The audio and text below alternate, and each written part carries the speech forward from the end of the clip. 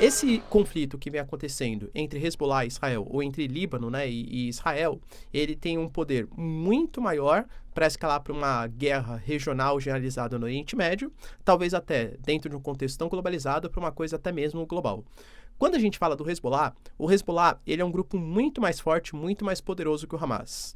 O Hezbollah ele vai surgir com uma milícia, um grupo atuante, principalmente ali pós a Guerra Civil do Líbano, ou como Israel coloca também, né, a Operação Paz na Galileia, em que houve uma invasão de Israel no sul do Líbano e algumas milícias ali resistiram a essa ofensiva, a essa invasão de Israel.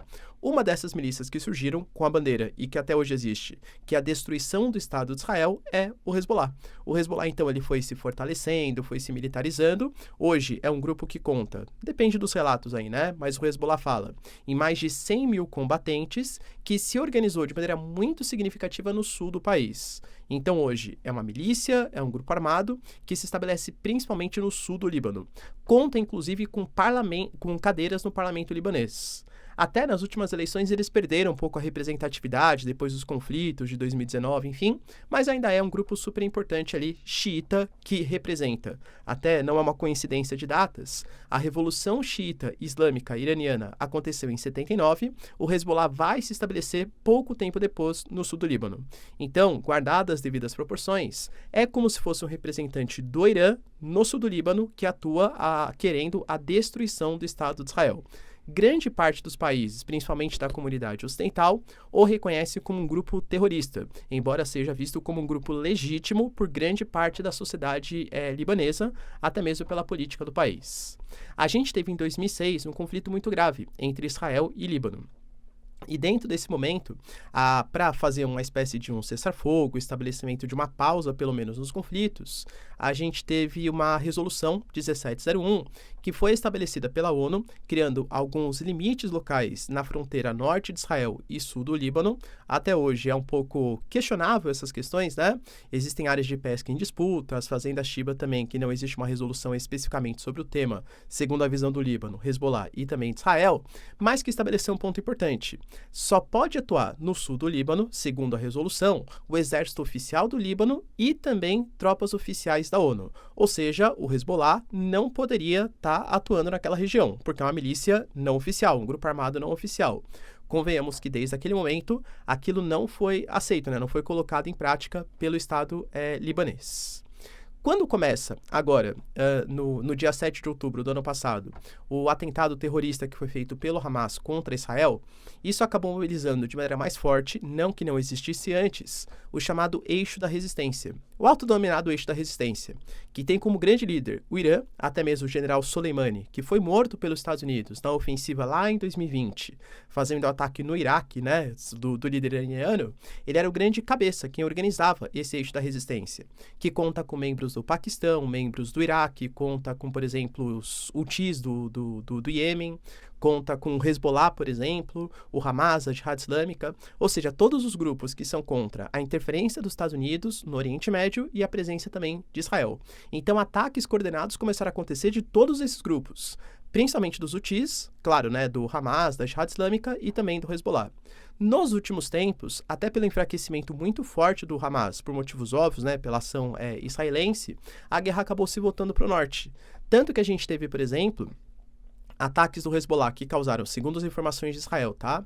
Quase 60 mil deslocados do norte do país, e também há conflitos muito graves mais recentes, com Israel fazendo ataques também contra posições no sul do Líbano.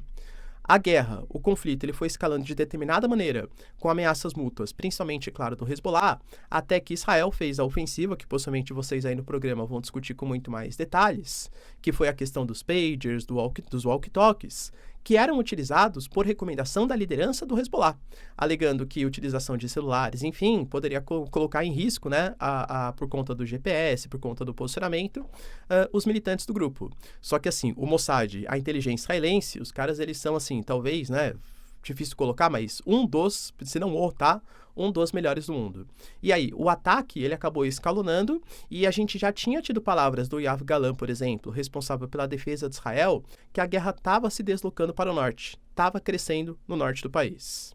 O que se estabelece, eu quero até deixar também como motivador da discussão para vocês, por mais que tenha, né, sido um ataque contra lideranças, matou inclusive um importante membro que já era perseguido pelos Estados Unidos por ter tido lá na década de 80 feito um atentado contra a embaixada libanesa nos Estados Unidos, críticas severas de alguns membros da ONU.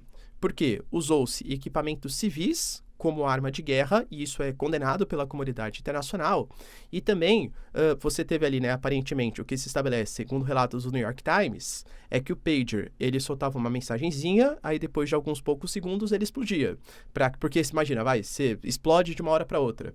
Se ele explodisse de uma hora para outra, isso poderia fazer com que o pager estivesse longe da pessoa. Mas quando doca uma mensagem, a pessoa vai ver a mensagem que chegou, e vê, nossa, tá? E explode na mão dela. A gente não tem certeza exatamente, né, de quem eram as pessoas que estavam com aqueles pagers na mão. Eram só pessoas do Hezbollah? Eram pessoas que eram civis, por exemplo? Ou essas explosões aconteceram em mercados onde haviam civis? A gente teve, por exemplo, um desabamento de um prédio que aconteceu, segundo fontes do Hezbollah. Claro que é tudo muito parcial também, né? Mas até um desabamento do prédio. Só pessoas do Hezbollah estavam ali? Os ataques hoje que Israel está fazendo, está pegando somente também em pessoas do Hezbollah? Claro que também o Hezbollah, assim como Israel, utiliza as pessoas como escudos humanos, e seja estando bem claro, tá? Eu sou contra, acho que a presença de grupos como Hamas e o Hezbollah até mesmo impedem, eu ia falar dificultam, mas até impedem uma solução pacífica para o conflito. Mas o que se estabelece são as críticas que vão vir em relação à postura de Israel. Enquanto eu editava, até esqueci de colocar, tá? Bem rapidinho. Israel, inclusive, aprovou uma resolução no parlamento de Israel por 68 votos a 9, que é contra a criação de um Estado palestino. Isso pelo parlamento israelense. Enquanto a gente tem Espanha, Dinamarca, uma série de países cada vez mais reconhecendo a Autoridade Nacional Palestina ou o direito da formação de um Estado palestino. Isso também pode ser, claro, um impeditivo, um dificultador da guerra, pela atual postura israelense, aliado com figuras como Smotrich, Ben-Gvir, que são mais radicais contra os palestinos. Os Estados Unidos, por exemplo, falou que não apoiaria uma ofensiva de Israel no Líbano. Claro, poderia apoiar uma ação defensiva de Israel, mas não a partir dessas questões, né, desses posicionamentos. Então, quero deixar aqui para vocês, até como motivador da discussão, né, se vocês toparem, primeiro, né, se de fato Israel feriu algum direito humano, algum tipo de convenção internacional, e quais poderão ser as possíveis consequências desse ferimento do direito internacional, e também a discussão sobre o que pode escalar essa guerra, porque a gente está falando de novo de um grupo que é muito poderoso, um grupo que é reconhecido internacionalmente, que é reconhecido pelo Líbano, inclusive, o próprio primeiro-ministro do Líbano, ele já falou, por exemplo, que Israel está querendo fazer uma política de extermínio da população, não só de membros do Hezbollah, mas também do Líbano, assim como fez com Hamas. Então isso pode motivar e fazer com que todo o eixo da resistência, ou seja, partes do Paquistão, do Iraque e do Irã, se mobilizem contra Israel. E se de fato a política do Netanyahu está indo no caminho certo, na direção certa. A gente sabe que existem muitas críticas em relação ao Benjamin Netanyahu, inclusive da população interna, também pela questão dos reféns. Vazou, né, algumas discussões ali, até do Galã, que é o responsável pela defesa em relação ao Benjamin Netanyahu, porque o Netanyahu, ele estava dando mais importância para a conquista, por exemplo, do corredor Filadélfia entre o Egito e a faixa de Gaza, do que exatamente o resgate dos reféns. Ele estaria colocando empecilhos para uma possível resolução com Hamas. Isso, claro, segundo, né, a parte da mídia que é mais em prol da causa palestina. Vocês concordam com essa visão? Acha que, de fato, Israel tem que eliminar, custe o que custar, os seus inimigos geopolíticos? Pessoal, seria uma honra estar com vocês. Vamos ver o que vai sair dessa discussão. Beijo, abraço, tchau. Valeu, Vilela. Valeu, André. E valeu, João. Tamo junto. Júlio, perdão. Tamo junto. É isso. Marcílio, então, deu um panorama geral. E agora, André, eu queria que a gente voltasse até um pouco mais atrás nessa linha do tempo, desde a invasão do Hamas, que vai completar quantos anos agora? Um ano agora, dia 7 de outubro. 7 de outubro. Passando pelo assassinato de algumas lideranças, o que a gente pode colocar nessa linha, essas frentes que Israel está lutando e teve considerado uma das maiores operações de inteligência, né? O lance dos pagers e tal, mas não sei se Israel até o momento já assumiu. Como que a gente está nesse contexto da gente dar uma história para o pessoal a partir de 7 de outubro?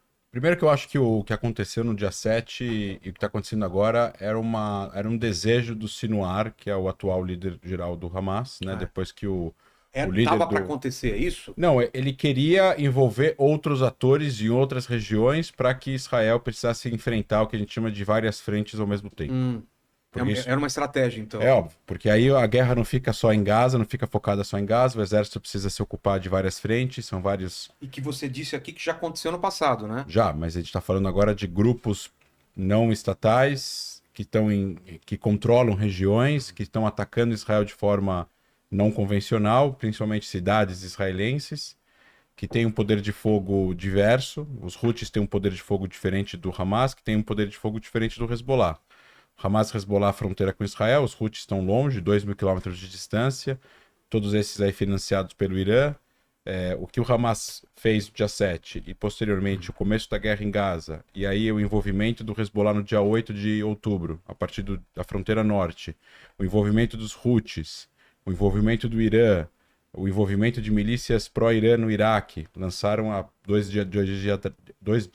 dias atrás, lançaram 15, 20 drones do Iraque contra o solo israelense. Então Israel tem que se preocupar com várias frentes, ele precisa ler toda a região, você tem que ter soldados e oficiais analisando o céu de todo o Oriente Médio, não só do que está acontecendo na faixa de Gaza, não só o que está acontecendo no Líbano. E a gente tem um problema, Israel tem um problema que não se resolveu. Primeiro, são 101 reféns, metade estão vivos em Gaza. O segundo, a gente está falando de 60 mil, 70 mil pessoas que estão evacuadas de suas casas no norte de Israel. Isso é a primeira vez que acontece na história do país. Que um grupo, ou numa guerra, exista a evacuação e a permanência dessas pessoas fora de suas casas por tanto tempo. O envolvimento do Hezbollah na atual conjuntura ajuda o Hamas, mas é ruim para o Hezbollah.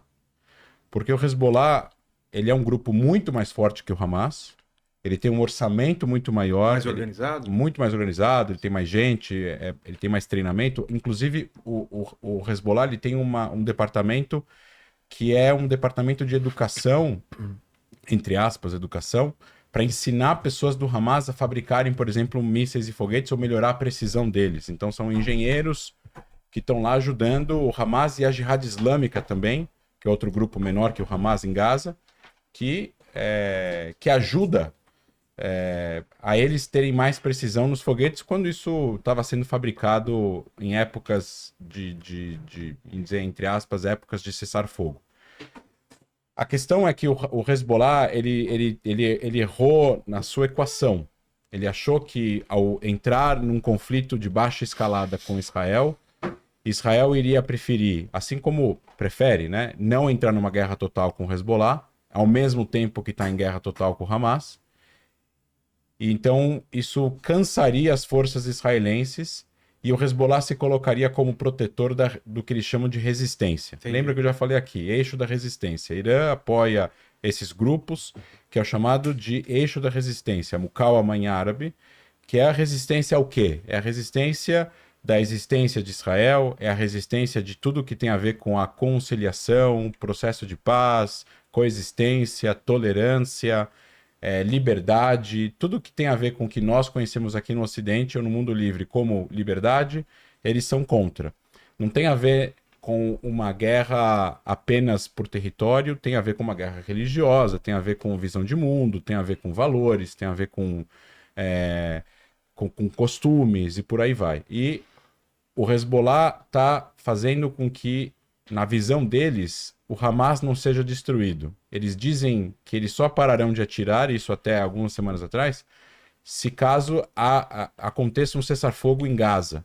O cessar-fogo em Gaza, o Hamas disse que só vai acontecer se Israel sair de Gaza, incluindo todas as regiões que Israel disse que não quer sair nesse primeiro momento, né, militarmente falando. Corredor Filadélfia e o caminho Netzarim, que divide Gaza no meio entre a fronteira com Israel e o mar, para evitar que pessoas armadas possam ir do sul da faixa de Gaza para o norte da faixa de Gaza. Então, o norte da faixa de Gaza está praticamente quase desmilitarizado. Se Israel se retira, essas pessoas do Hamas e os novos membros do Hamas que estão sendo recrutados nesse último ano vão voltar para o norte da faixa de Gaza. Em outras palavras, o Hamas quer voltar para o dia 6 de outubro.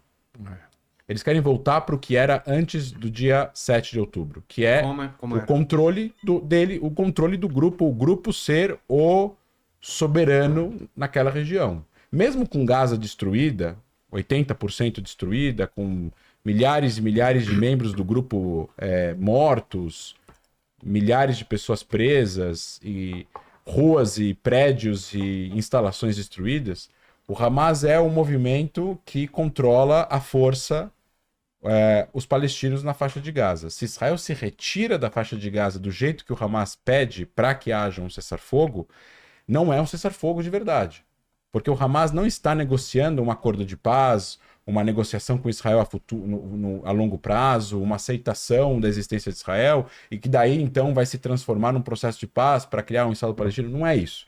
Eles querem voltar para o dia 6 de outubro. E o que eles vão fazer? Eles vão voltar a se armar, vão voltar a criar novas estratégias, vão voltar a se reconstruir, não vão investir na população palestina como não fizeram por 17 anos, vão fazer isso apenas para restabelecer o poder do grupo, a solidificação do poder do grupo em todas as regiões da faixa de Gaza, principalmente aquelas que não têm mais um poder do grupo de forma efetiva, como várias regiões que hoje em dia o exército de Israel está, o grupo já não está mais.